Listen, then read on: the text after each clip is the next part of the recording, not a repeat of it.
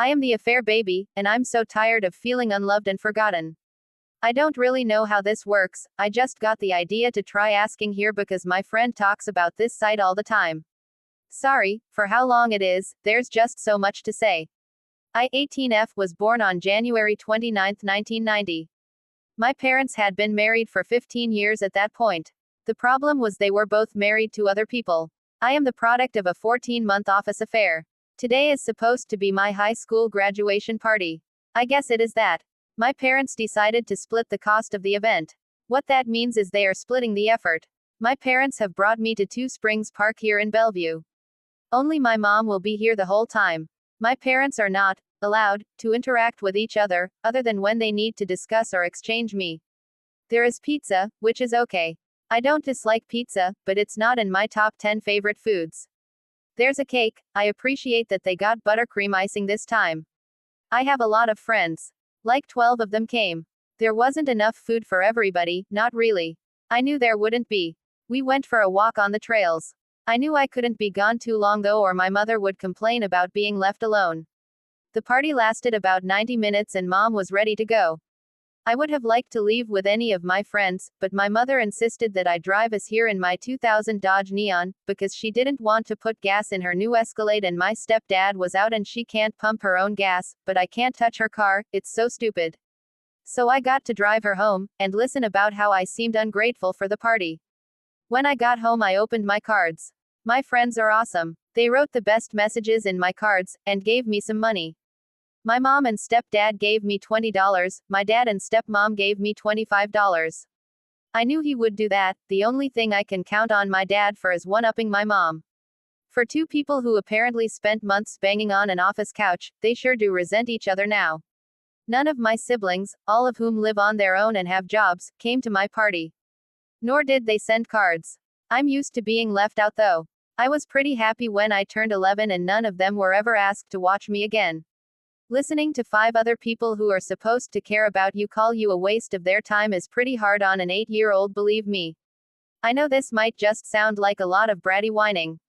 I know these are first world problems. It's just sad, I'm just sad, and it's always like this.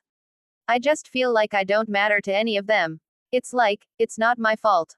My parents messed up, I didn't ask for this. Enough of the sad part. My Aunt Dina's card came yesterday.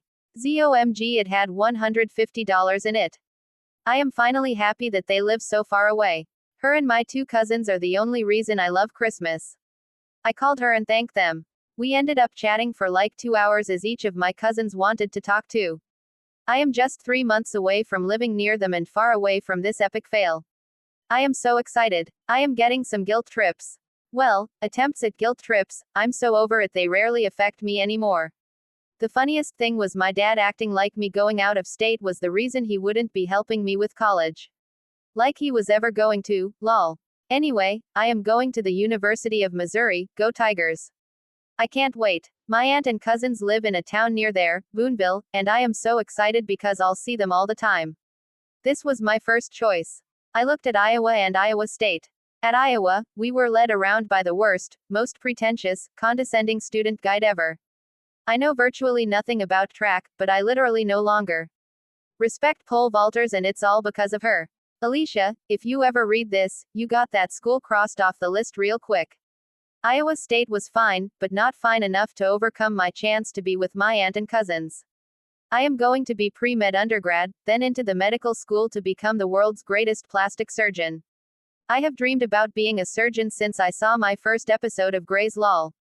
Not really, I have always wanted to be a doctor since I was little. August 15th move-in day is the first step towards Dr. Tina Freeman MD, saving the world one boob job at a time lol. Okay, enough about my life, to the reason I wrote all this.